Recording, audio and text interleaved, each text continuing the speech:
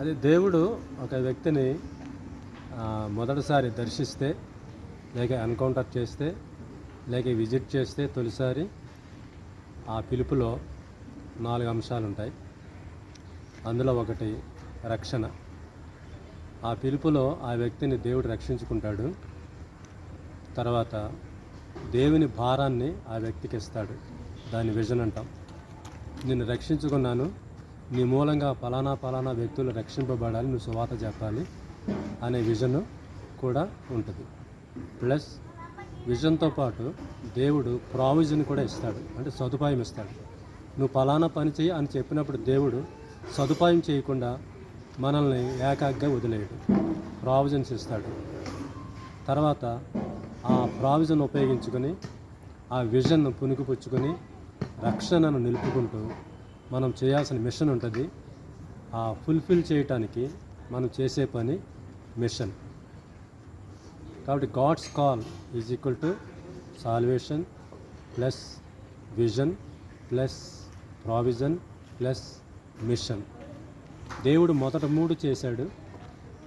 మొత్తం 4 అంశాలు కనుక 100% అనుకుంటే మొదట 3 75% అది దేవుడు చేసేసాడు. మనం చేయాల్సింది మిషన్ 25%.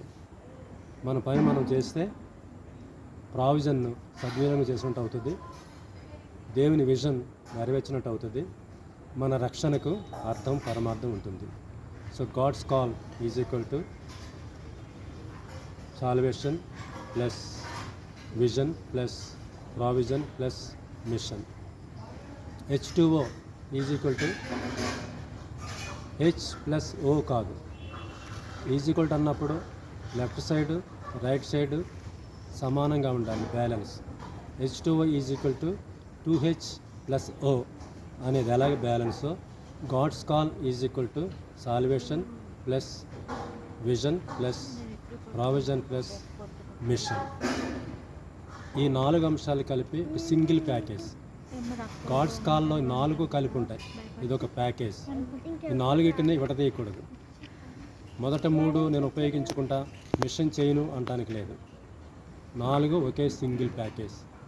ఆ ఉద్దేశం దేవుడు మనల్ని దర్శిస్తాడు, లేక ఎన్కౌంటర్ చేస్తాడు, లేక పిలుచుకుంటాడు. అది గాడ్స్ ప్లాన్. Thank you.